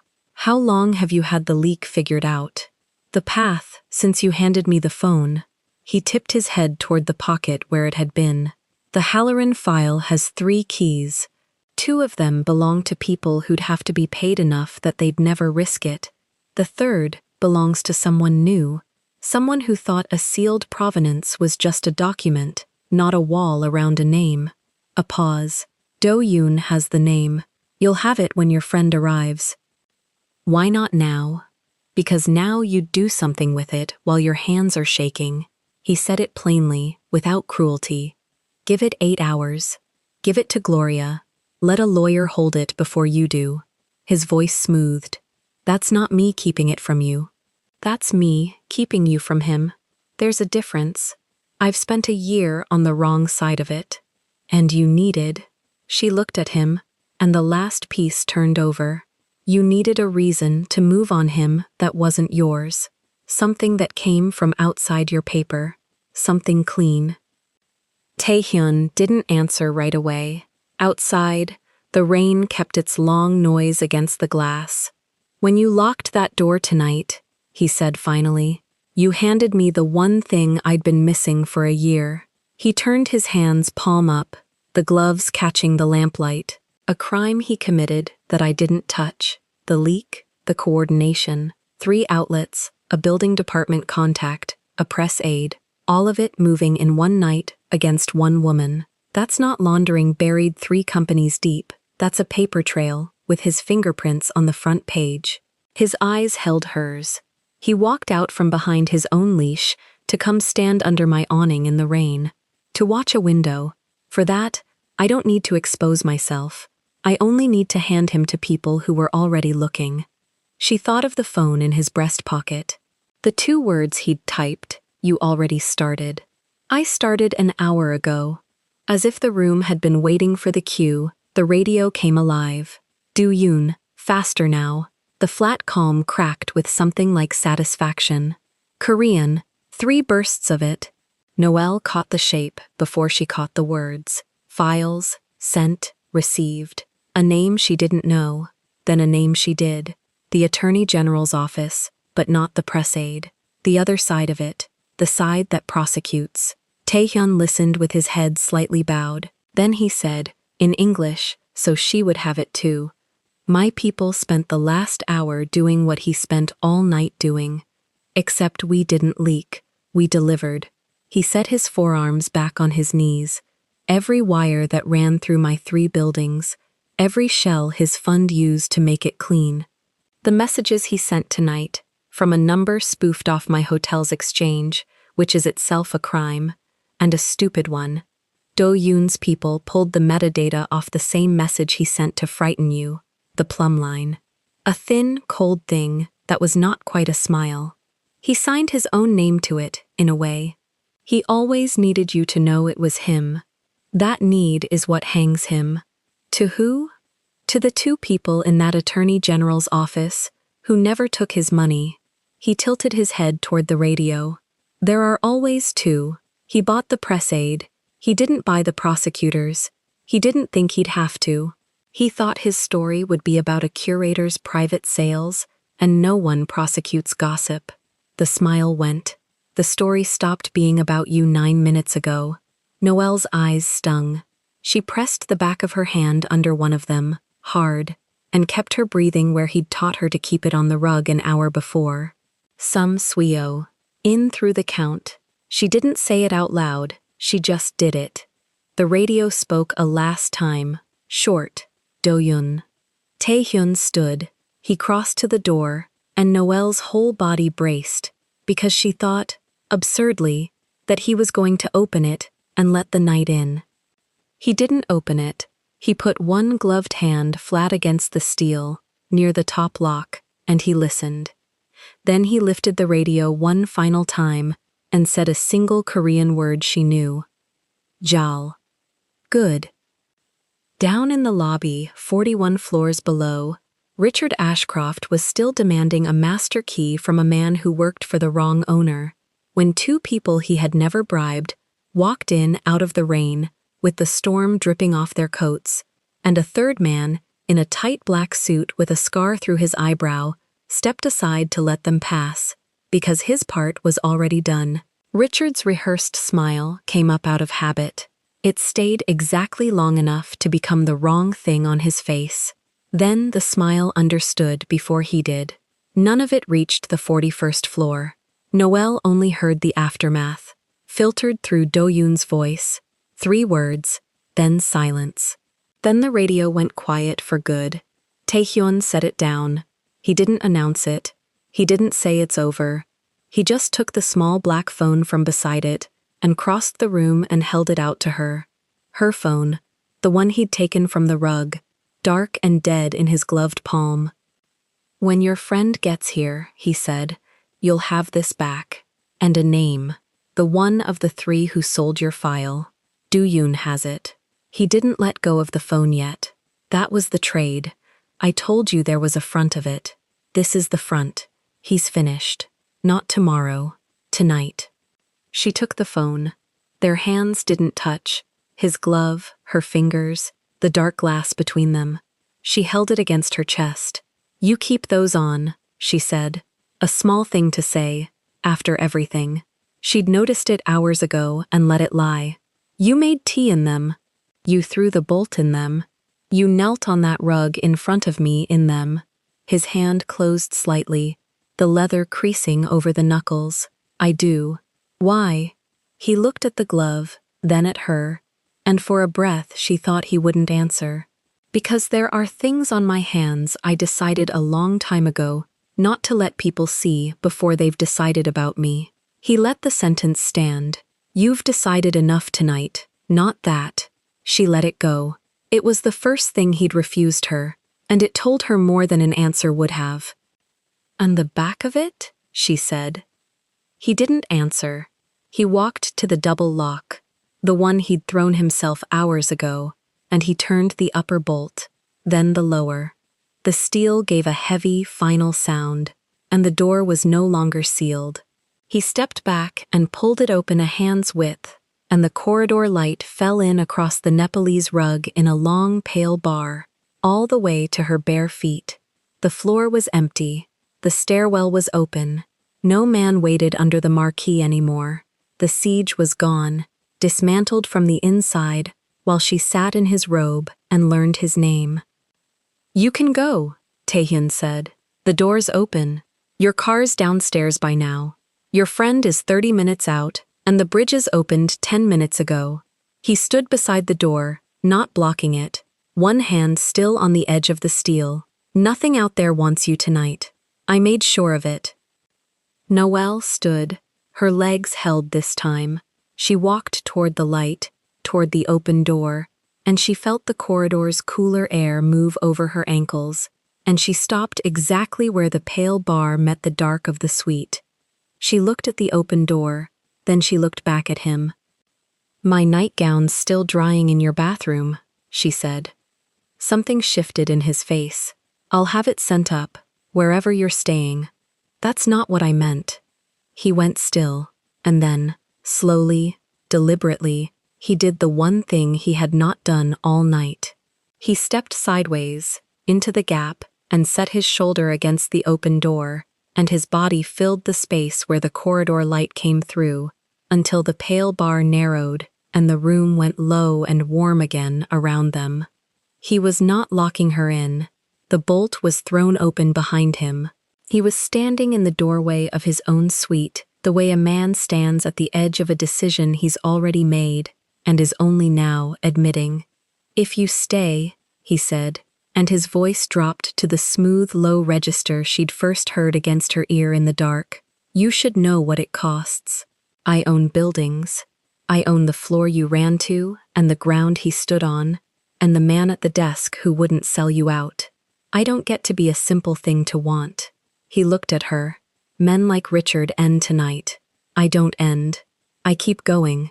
Whatever you saw of me in this room is the softest version there is." Noelle didn't move toward the light and didn't move toward him. She stood in the narrow bar between the corridor and the dark, and she let the choice be exactly what it was. She had come into this room running from a man who wanted to own the story of her. She was being handed, now, a door out of it. Freedom, with her name clean by morning, and her stalker erased, and a car waiting, and a friend on the way. She reached down and picked up the room keycard from the table. 4418, the room that had never been safe, the door that had never held. She turned it once in her fingers, then she set it back down on the polished wood, face down, the way he set his phone down when an argument was closed. "Go get my nightgown," she said. "I'm not putting on wet silk to walk out a door I'm not walking out of." For a moment, the enormous man in the doorway said nothing. Then he reached behind himself, without turning, and pushed the heavy steel until it met the frame, and the corridor light thinned to a line and then to nothing. And the bolt he'd left open stayed open, unneeded, because no one in the room was leaving. She had entered the wrong room to escape one man. She stayed because it turned out to be the only right one. The steel door settled into its frame with a sound like a held breath finally let go. Tae-hyun stayed with his hand flat against it a moment longer than the door needed. Then he stepped back and looked at her, and neither of them said the thing that had just happened. Noelle sat down on the arm of the chair, not because her legs failed her, because she wanted to feel the room hold still around a decision she had already made. "The camisole," she said. He crossed to the bathroom without a word and came back with it folded over his forearm, the plum silk dry now, cool from the tiled air. He set it on the piano lid within her reach and stepped away again, keeping that careful orbit he had kept all night, the one that never closed the last foot of distance unless she closed it first. She touched the silk, left it there. Outside, the storm had turned to something smaller. The wind that had thrown itself at the glass for hours now only leaned against it. Somewhere below the cloud line, the city was coming back on in patches. She could see it through the floor-to-ceiling windows. A block of Midtown blinking awake, then a bridge tower, then a long, dark seam where the grid was still down and would stay down until morning crews reached it. Tae-hyun went to the radio. He pressed it once and spoke 2 words in Korean. He waited. Do-yoon answered, quieter now, the edge gone out of his voice the way it goes out of a man's voice when the work is done and only the paperwork remains. "He's processed," Tae-hyun said, setting the radio down. "Ashcroft. 2 hours, maybe 3, before anyone he pays finds out where he is. By then it won't matter who they are." Noelle turned the word over. Processed. A man who had recited her room number across a dinner table like a threat wrapped in a compliment, and now he was a form being filled out in a room she would never see. "You said his lawyers. He has good lawyers." Tae-hyun folded his sleeves down one turn, then left them. "Good lawyers argue what a case is. This one isn't an argument. Wires move or they don't. Metadata says a message came from a spoofed hotel line, or it doesn't. There's nothing to persuade. And your name isn't in any of it." "No." She looked at him. "That should bother me more than it does." "It should." He said it plainly, the way he'd said everything since the lamp came on. "Give it time, it will." She almost smiled. She didn't let herself, not yet. There was a thing still owed to her, and she had learned tonight to collect what was owed before the softness of a room made her forget it was a debt. He watched her come to the edge of that. She could see him watching. All night he had read her the way she read a canvas that had passed through too many hands, checking the back of the frame, the seams, the places where a story had been sanded off and painted over. She had spent 9 years learning to see what a piece was hiding. She had met a man tonight who did it to people. "You keep looking at me like there's a receipt on the back of my neck," she said. "There's a receipt on the back of everyone's neck." He didn't smile either. "Most people don't want it read out loud. You do. That's rare." "It isn't bravery. It's the job." She turned the phone over in her hands, still dark. You spend enough years authenticating other people's things, and you stop being able to stand a lie about a small one. It gets into how you live. I know the disease, he said. I have a version of it. She looked at him then, really looked, and saw that he meant it, that the man who wore leather over his hands and terms over his voice had also, somewhere, stopped being able to stand a lie about a small thing and had built an entire silent life around the refusal. You said when Gloria came, you'd give me a name. She reached to the mantel where he'd set her phone, still dark, still off. The third one, the person who sold the Halloran file. He looked at the phone in her hand, then at her face. Gloria's 30 minutes out, roads reopened. She'll be at the front desk before the sun's fully up. A pause. You want it now. I want it now. You'll want to do something with it now. That's mine to want. Something moved behind his eyes, not quite approval, closer to recognition. He reached into the breast pocket of his shirt and took out a folded square of paper. Not his phone, not Do-yoon's report read aloud. A name written by hand, in ink, the letters small and even. He didn't hand it across the air. He set it on the piano lid beside the camisole and stepped back. Noelle unfolded it. She read it once, her thumb pressed flat against the paper as if the name might lift off it. No, she said. Taehyun watched her. She sat in Gloria's office when the seal was drawn up. Noelle's voice stayed level, which cost her something. She notarized it. She was the third key, because Gloria trusted her enough to make her the third key. People sell what they're trusted with, he said. That's the only thing worth buying. Noelle folded the paper along its own crease, slowly, the way a person folds a thing they intend to keep. 2 years. She's been in that office 2 years. Then she was paid something 2 years didn't pay her. He didn't dress it up. Ashcroft doesn't buy strangers. He buys the person already inside. It's cheaper and it lasts. She thought of the woman's face. Round glasses, a laugh that came too fast at the wrong jokes, a desk drawer that always had the good pens. She thought of Gloria saying, "Sit tight, I love you," into a phone from the far side of a closed bridge, not knowing that the leak had a name she'd know, a name she'd hired. Gloria has to hear it from me, Noelle said. Not from a report, not from a procurador knocking on her door with a subpoena, and this woman's name already on it. From me. That's why I didn't give it to you an hour ago, Taehyun said. You'd have called her while your hands were still shaking. You'd have said it wrong, and she'd have heard the shake instead of the name, and she'd have driven into a river trying to reach you. He tipped his head a fraction toward the window, toward the dark seam where the water still ran high under the bridges. Now your hands are steady. Now you can say it once, clean, and she'll hear it. Noelle looked down at her own hand holding the folded paper. It was steady. She hadn't noticed it stop. She set the paper on the piano, on top of the plum silk, and left them both there together. She has a daughter, Noelle said after a moment. The woman. Starting college in the fall.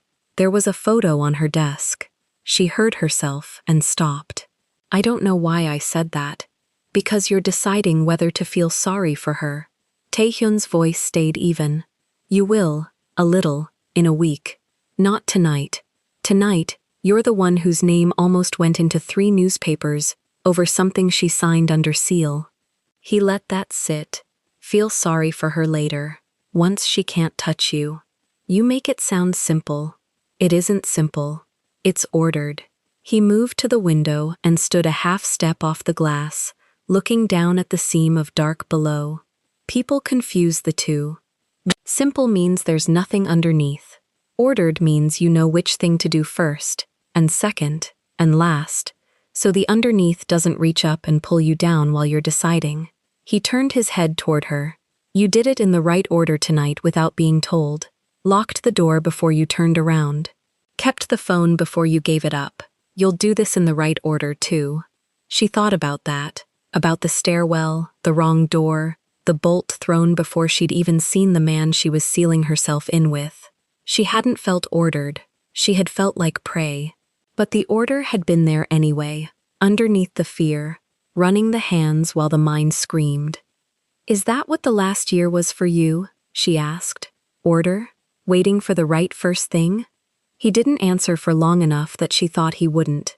Then, a man puts a leash on you, you don't pull. Pulling tightens it. His gloved hand opened and closed once at his side. You wait for him to hand you the end of it himself. He always does. They can't help it. The kind of man who takes a leash to another man is the kind who eventually gets careless enough to drop his own. And he dropped it tonight. He dropped it when he chased a barefoot woman up a stairwell in a storm, Taehyun said, into the one room in the building he should have been afraid of. For a while, neither of them filled the quiet. The room did it for them. The hum of a single lamp, the softer weather, the far-off return of a city switching itself back on street by street. She had spent the whole night reading this room for exits. Now she read it for what it was. A place $90,000 a night, bought and could not improve, because the thing that made it safe wasn't the marble or the double bolts. It was the man who had chosen, for reasons she now understood, and reasons he still kept in his gloves, to stand between the door and everything that wanted through it. "You never told me about the gloves," she said. He was quiet. "You told me everything else tonight. The hotel, him, the wires, the shells, the year he had a leash on you, the reason he wanted me loud." She kept her eyes on him. "You told me all of it, and you stopped there. The one thing." "Yes. Why?" Taehyun looked at his own hands, black leather over knuckles that had done things the leather was still deciding whether to admit. "Because those are the only pages I get to keep," he said. "A man in my position keeps nothing private. My accounts are known. My properties are known. My face is in a file in a building I don't own tonight because I gave two honest people what they needed to bury him." He flexed the fingers once. "The gloves stay on because there is exactly one thing about me that people meet before they meet the story, and I decided a long time ago they don't get it first." "And later?" He didn't answer that. It wasn't refusal. It was a door left an inch ajar, the way the suite door had been left ajar at the start of the night, and she recognized the geometry of it because she was the one who had walked through the last one. She stood. She crossed the last foot of floor he had never crossed for her, and she stopped in front of him, close enough to see the koi's tail vanish under his collar, close enough that he had to look down to hold her eyes. "Not tonight then," she said. "The gloves. Not tonight." But not never. A muscle moved along his jaw. "No," he said. "Not never." It was, she understood, the largest thing he had given her all night. Larger than the hotel, larger than the man in a cell, larger than a name folded on a piano lid. He had spent hours declaring terms. This was the first thing he had not declared. He had let it stay open. The radio broke it. Do-yoon's voice, 3 words, a question in the rise at the end. Taehyun answered 1 word and set it down again. "She's early," he said. 15 minutes.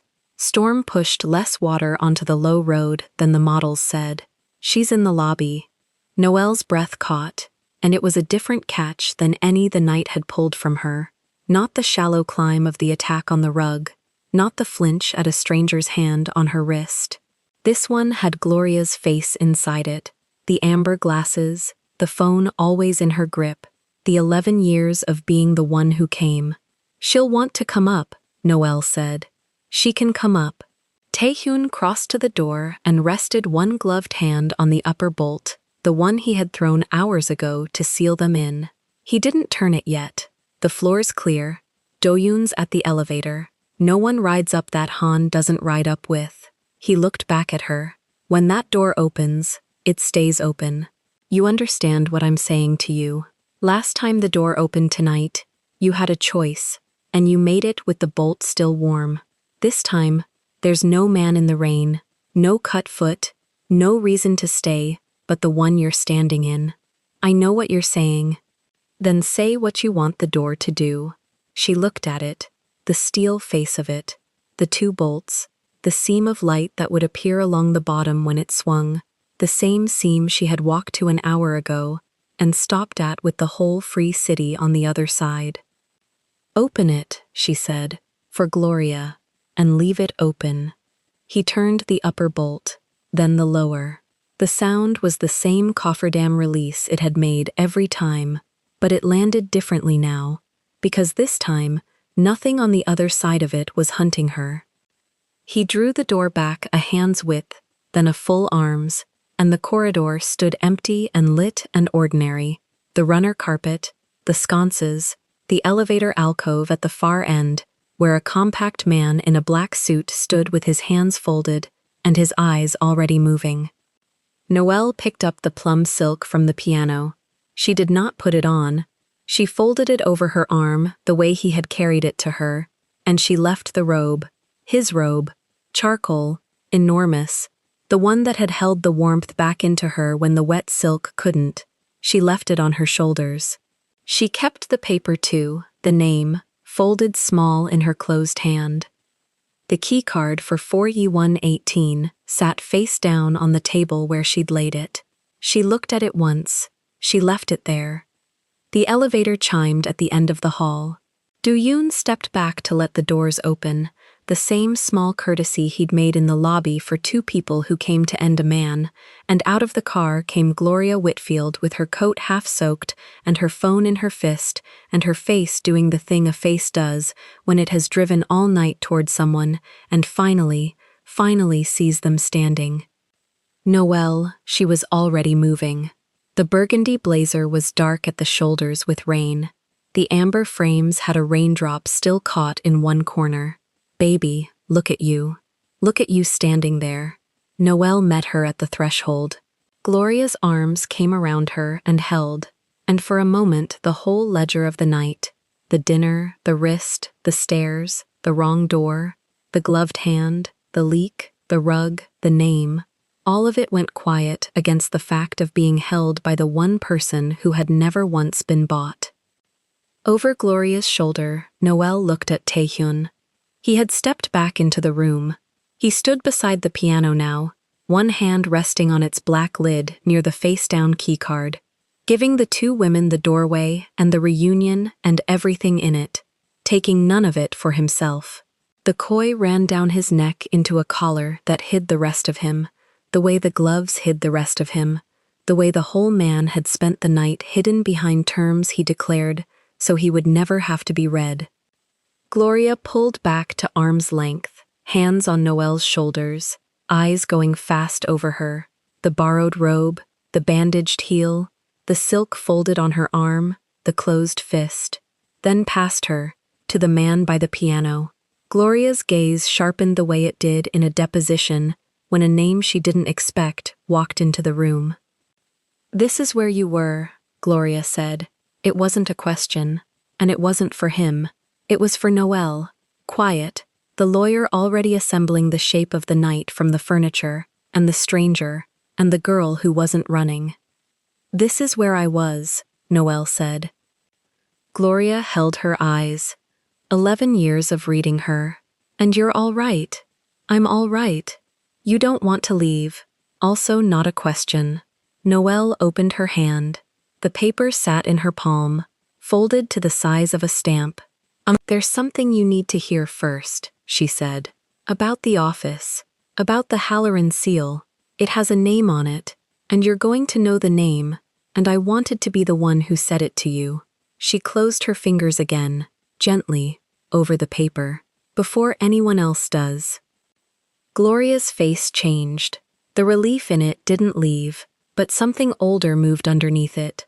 The thing that knew that a night which ends with one man in a cell rarely ends the whole account.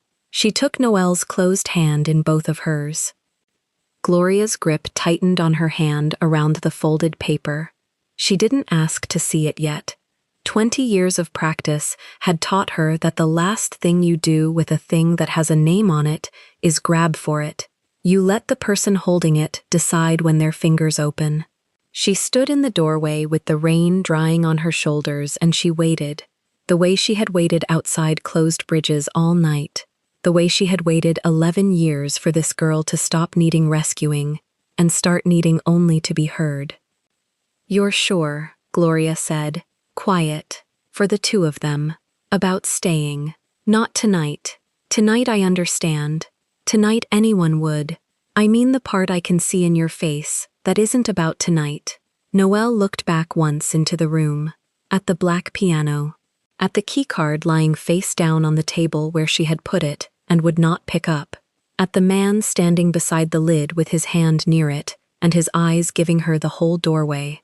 "I'm sure," she said. Gloria followed the look. She saw the keycard. She saw the robe that wasn't Noelle's. She saw the silk folded over a bare arm, and the bandaged heel and the closed hand, and she saw the man who had not once moved to close the distance the two women were making in his own doorway. A lawyer reads a room the way a curator reads a canvas. Gloria read this one and came, slowly, to the bottom line of it. "All right," she said. "Not agreement, not yet. Acceptance of where they were standing. Then we do this properly. You tell me the name. I make some calls before that office opens, and before anyone she talks to can shred a single page." And then, her eyes flicked once more to Taehyun, level, unafraid, a woman who had sat across from worse men in better-lit rooms. "Then you and I have a longer conversation, in daylight, about what properly means from here." "In daylight," Noelle agreed. "Tell me," Gloria said, slow, from the start. And Noelle, standing in the open door of a room she had entered to escape one man and had chosen, in the end, not to leave, began to tell her. Noelle told it in order. The dinner, the wrist, the stairs, the door that was not hers. She kept her voice flat and low, the way you read a provenance aloud when the room is waiting to catch you in an error, and Gloria listened the way she read a contract, pen still, eyes moving, saying nothing until the sentence was finished.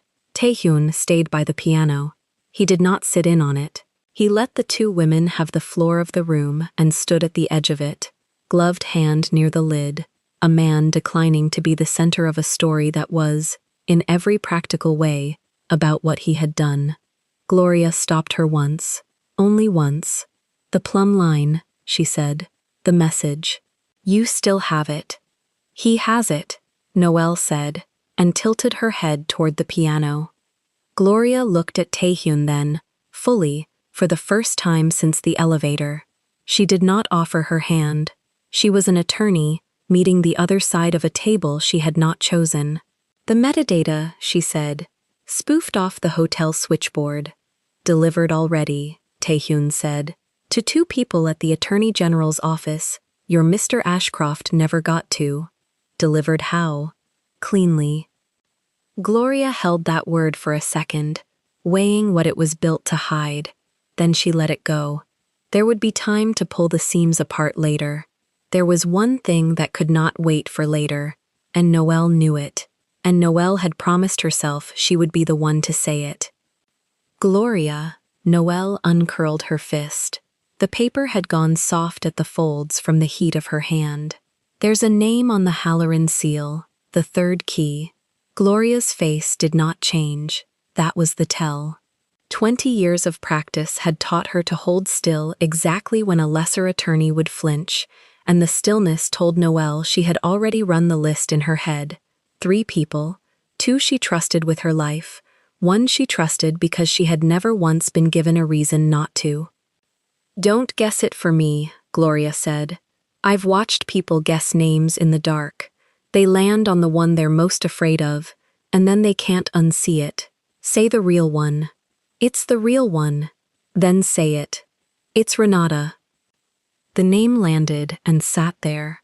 Gloria's thumb found the edge of her phone case and pressed, released, pressed. Renata, who had notarized the seal 2 years ago in the conference room with the bad radiator. Renata, who kept the office cards on everyone's birthday. Renata, whose daughter had gotten into the state school in the spring and cried in the break room from happiness. Tuition, Gloria said. Not a question. A subtraction she was doing out loud. Fall semester, Noelle said. She showed me the acceptance letter in the break room. She had it in a plastic sleeve so the coffee wouldn't get it. Gloria absorbed that, the way she absorbed a clause written to look harmless. She had seen the sleeve too. She had signed the girl's birthday card in March. The math of it was ugly in a specific way. Not a stranger selling a stranger, but a woman inside the walls, trusted precisely because she was ordinary, converting 11 years of Gloria's judgment into a semester's tuition and a knife in a sealed file. How much? Gloria said. Did he tell you how much they paid her? No. It won't have been enough. It never is. Gloria's voice had gone somewhere cold and level. That's the part people never believe. They think they're being bought for a fortune. They're being bought for a number that fits in an envelope because the buyer knows the shame does most of the work after. Gloria closed her eyes for the length of one breath. When she opened them, the softness that had been in her face for Noelle, the maternal thing, the 11 years of it, had folded itself away and locked. What stood in its place was the lawyer who had built half her practice on the principle that a sealed file was a promise, and that a broken promise was the one wound in her world that did not heal on its own. How long have you known? She said to Taehyun. Since your bridges closed. And you sat on it. He sat on it, Noelle said, before he could answer. So I wouldn't call you at 3 a.m, with my hands shaking and say it wrong, and hand you something you couldn't use. Gloria turned the logic over. She did not like where it had come from. She could not fault where it landed. That's the correct instinct, she said, grudging, to the man by the piano. I'll hate that you had it, but it's correct. You'll want to move before the office opens, Taehyun said. I know what I want to do. Gloria was already lifting the phone. There are 3 drives that touch that seal. If she has a reason to be frightened, she has a reason to delete. I need mirrors made before anyone sits at a keyboard. They're made, Taehyun said. Gloria's thumb stopped over the screen. The moment the file surfaced in the leak, he said, the copies that mattered stopped being the ones in your office. She looked at him for a long moment. There was a whole argument she could have started, about jurisdiction, about chain of custody, about who exactly he was and what exactly he owned, and how a man like that came to have mirrors of an art attorney's server on a storm night. She was tired, and the sun was coming up somewhere behind the cloud, and her girl was standing in a borrowed robe with a bandage on her heel and a look on her face that Gloria had waited a long time to see and had not expected to see here, of all the rooms in the world. We'll talk about how you know that, Gloria said, in daylight.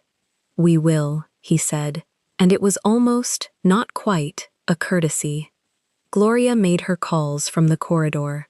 She did not go far. She stood where she could see through the open steel door into the suite, one shoulder against the frame, voice dropping into the clipped register Noelle had heard her use only twice in 11 years. The register that meant someone's career was ending on the other end of the line, and Gloria was being kind enough to let them hear it from her first. Inside, the room went quiet again, the kind of quiet that comes after the water recedes, when the thing you were bracing against is simply gone and your body has not caught up to the news. Noelle set the softened paper on the piano lid, next to the folded slip that was dry now, that she still had not put on. She looked at both, a name and a color, the 2 ends of the night. She'll be careful with it, Taehyun said. He meant Gloria. He meant Renata too, in the way he said it. A man telling her the mother of the college girl would land in a courtroom and not in a river. She'll be fair, Noelle said. That's worse. For people who did the wrong thing, fair is worse. He didn't argue. He knew the arithmetic of fair. She crossed to the window instead of to him. The city was coming back in patches, a block of gold here, A dark tooth there where the grid would stay down till the crews got to it after dawn. 41 floors below, the marquee was empty of the thing it had held all night. No overcoat, no upturned face. The wet street shone under the lamps and held nobody. "He really is gone," she said. For a year, the street below had been a place she measured before she stepped into it. Which car was idling? Which face turned when she came out of a building? She had learned the choreography of being followed so well that she had stopped noticing she was dancing it. And now the street was just a street, wet and gold and holding no one, and her body did not know what to do with the absence. "Processed," Taehyun said. 2-3 hours before the men he pays find out they've lost the account. By then, it won't be a thing they can fix. It'll be a thing they distance themselves from. He came to the window, but he stopped an arm's length short, the way he had stopped short of her all night, a distance he seemed to carry with him like the gloves. His people don't stay loyal to a name in a cell. They stay loyal to a name that can still sign. "And your name?" "Isn't on it." He looked out at the same empty street she was looking at. It was never going to be on it. That was the whole shape of the thing. Loud on him. Silence on the man beside him. She turned her head. He'd used a version of that line before, in the worst hour of the night, to describe what Richard had planned to do to her. She let him hear that she'd caught it. "I know," he said. "I'm the man beside him now, in the other direction. I know what I am, He stopped. He did not finish the word. In another kind of man it would have been a slip. In him it was a door he had chosen not to walk through, and the choosing showed. Noelle let it pass. She had made a larger choice with a key card an hour ago. She was not going to weigh him for the small ones. "The gloves," she said instead. His jaw moved. Not a flinch. A recalibration. The way a man checks the weight of a thing before he decides whether to set it down. "You said not, never," she said. "I did. I'm not asking for tonight." She meant it, and she watched him hear that she meant it. "I'm telling you I heard you. Not never is a date with no number on it. I can wait for a date with no number. I've waited on worse." Something in the flat black of his eyes shifted, a fraction, the way still water shifts when something moves far under it. Whatever was under the leather, she understood, was not a wound he was hiding out of shame. It was a thing he had decided the world would use against him if he showed it before the world had a reason to be gentle. She had spent 9 years learning the difference between a flaw and a forgery. This was neither. This was a man keeping the last honest thing about himself in the one place no one had bought.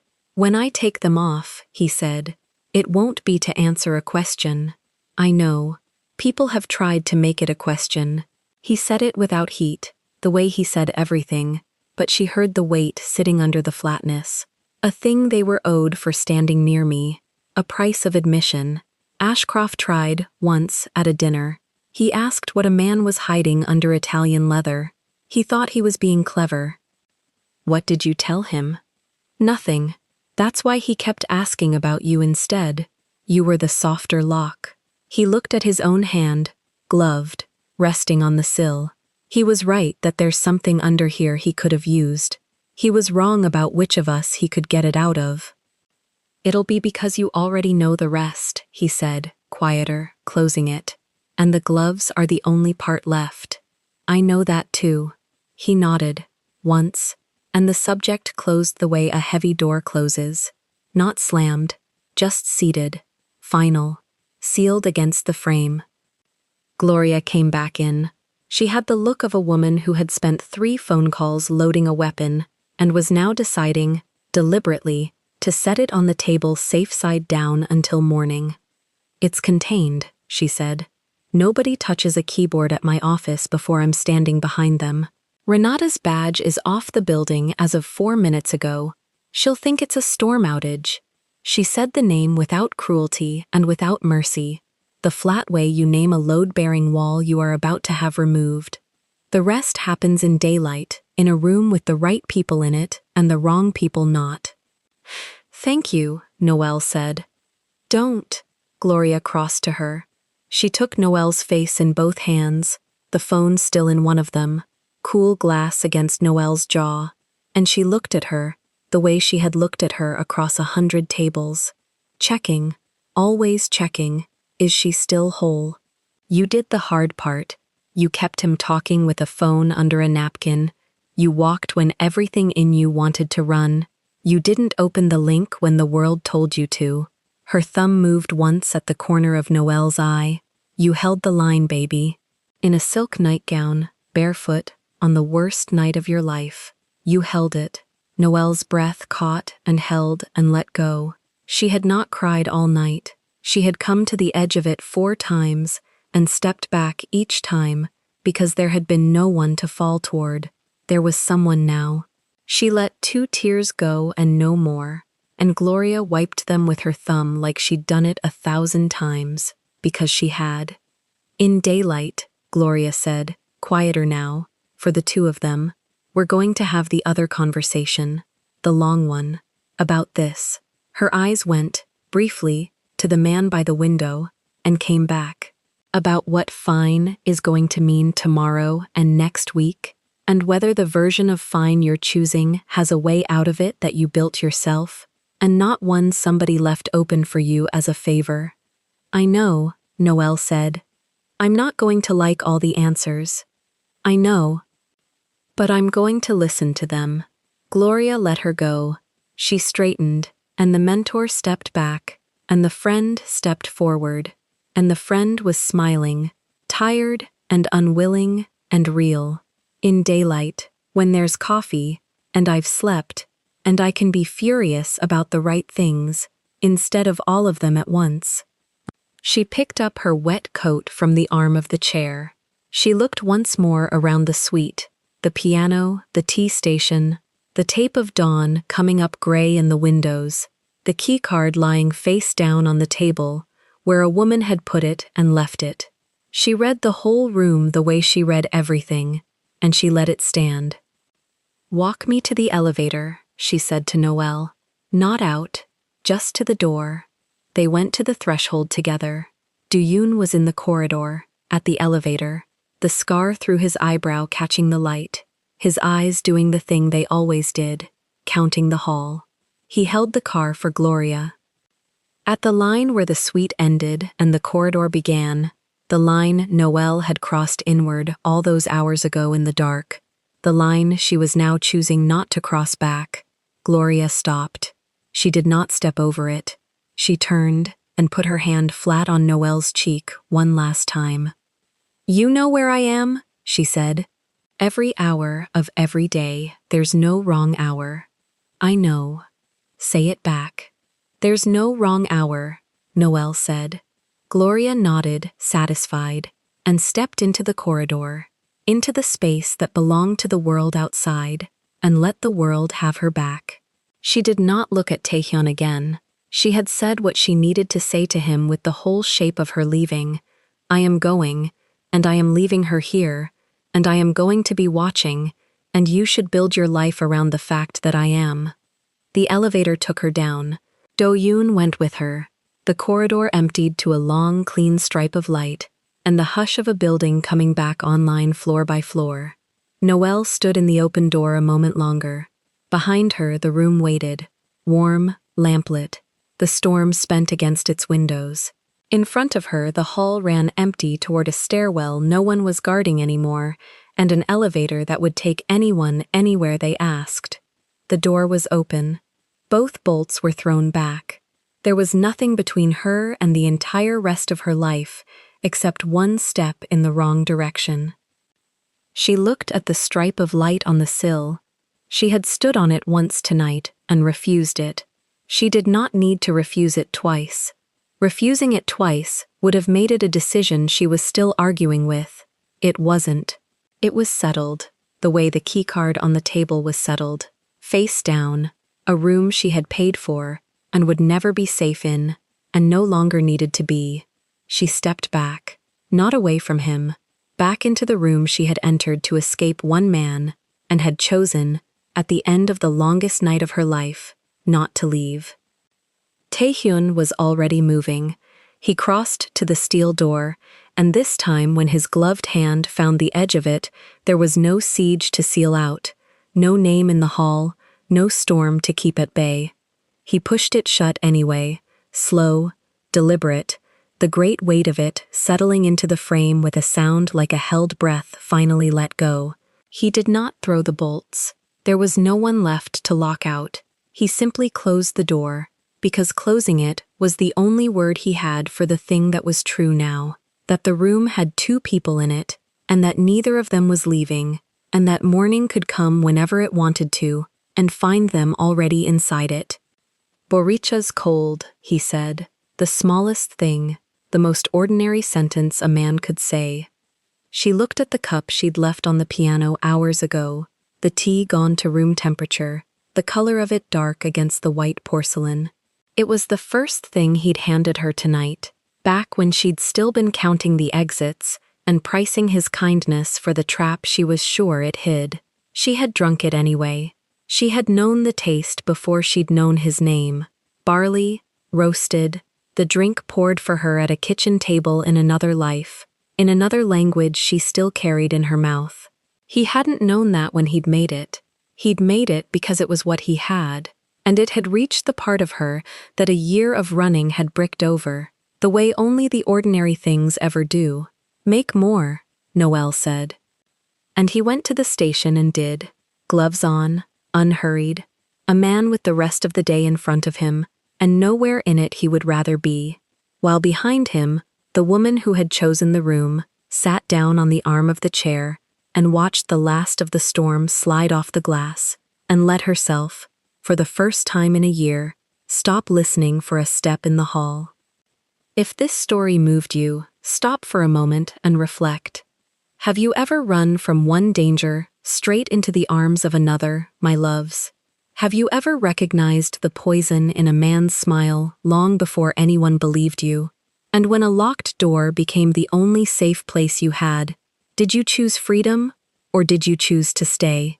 Mark my words, that choice reveals who we truly are. Tell us your experiences and feelings in the comments, we read them all. And if you believe in stories about refuge, power, and surrender, leave a like, be sure to subscribe to the channel, and click join to become a part of our community and help the channel.